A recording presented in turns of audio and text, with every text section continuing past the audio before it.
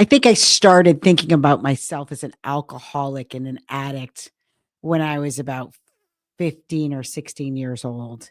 I mean, I wasn't drinking every day. I wasn't using drugs every day. I was dabbling. I was partying. I was probably doing what, based on the data, 60 to 70% of kids that age do. I was hanging with friends. I was experimenting, and a lot of it was done in, basements of my friends' houses, or when their parents weren't home, or it was done in the woods. We lived in a place where you could easily go to the woods and party. It was the 80s. That's what we all did.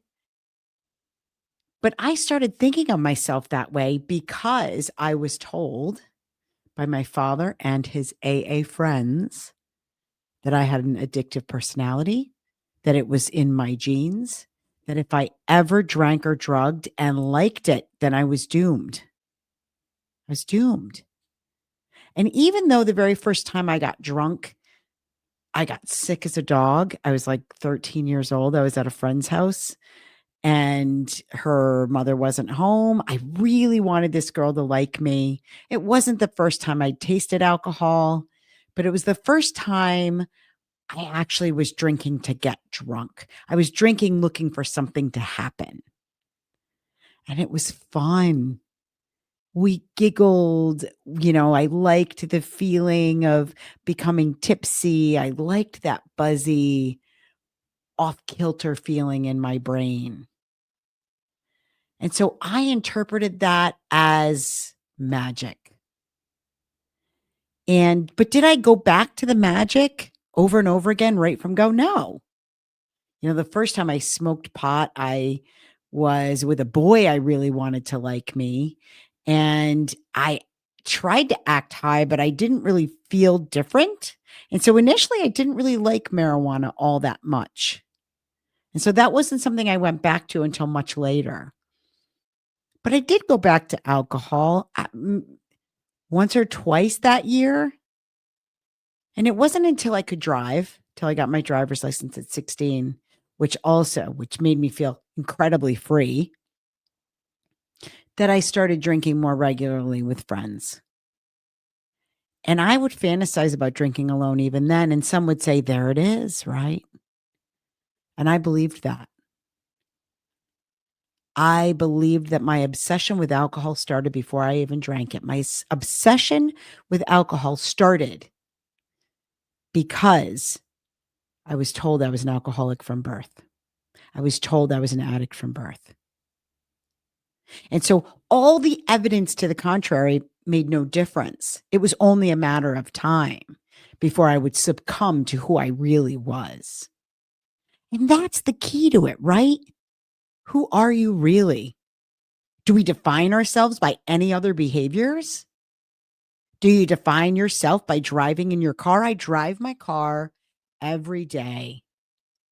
And there was a period of time when my kids were young where I probably put on easily 1,000 miles a week. That's a lot of driving. But I didn't define myself by it. Do you define yourself by your job? Well, some people do. But most of us know we're more than that. We're more than the job we do. I'm more than a mom. I'm more than a grandmother. I'm more than a lot of other things. But there's these certain behaviors that we're asked to identify as. Like there's something positive about that. So because I started drinking heavily in my teens and using drugs very heavily, I'm supposed to define myself by the way I behaved during this finite period of time for the rest of my life? Really? That makes no sense. And you know what? It turns out it's detrimental. That part of solving your problem with alcohol and drugs is shedding the identity that you're an addict or an alcoholic. I was always uncomfortable with the label. Even when I was going to meetings and I had to say, "Hi, I'm Michelle and I'm an alcoholic. Hi, I'm Michelle and I'm an addict." Yeah, I tried NA too because you weren't allowed to talk about drugs in AA. And nobody really cared what you talked about in NA for the most part, but you didn't really want to talk about alcohol because you didn't really fit in there, right? So I left NA quick because I had quit drugs on my own 6 months before I quit drinking. And so in my mind, that meant I wasn't a drug addict, right?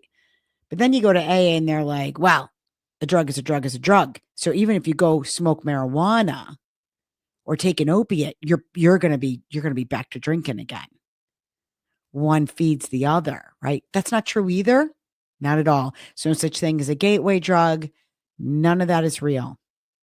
And so this idea that somehow I'm an addict, I'm an alcoholic, I'm going to be that way forever, even if I abstain for a period of time. I'm going to be that way forever, no matter what.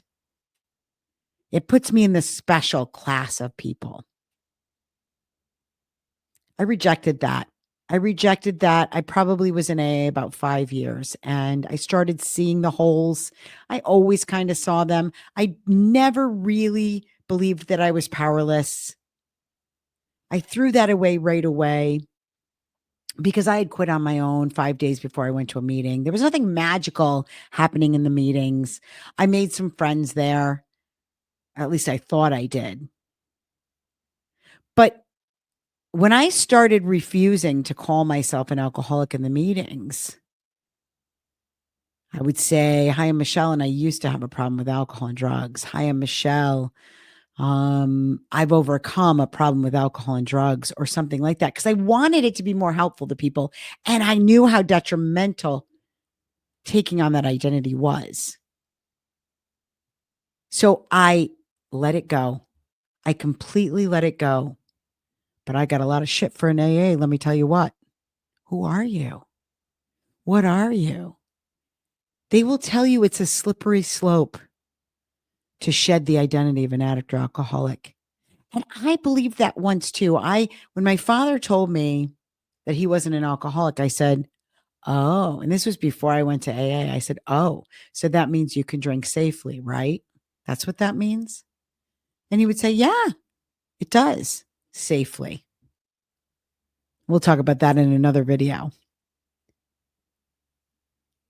And he told me, he goes, "What it means is I don't want to. I'm not obsessed with it anymore. I don't need alcohol for any reason." And I was already there. By the time I was a few years abstinent, I was there.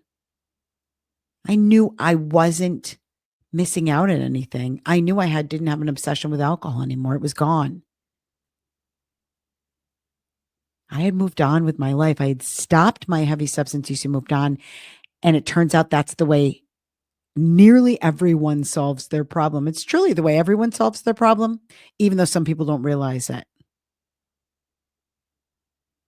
I, for a little while, gave AA credit for my abstinence until I stopped and really thought about the only time I ever thought about drinking was after a meeting, especially in that first year. If there was anything that glamorized and built alcohol up into this magical, powerful thing, it was those meetings. It was me identifying as an alcoholic. It was me taking on the identity that I was somebody that would lose control, that didn't have the power to choose.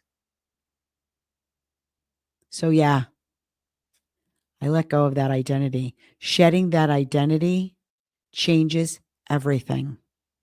So, if you're still identifying as an addict or alcoholic and maybe you're in recovery, ask yourself, is this helpful to me? Is this identity helpful to me?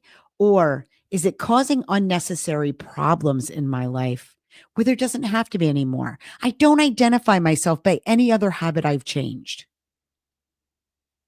I mean, ex smokers don't walk around introducing themselves that way.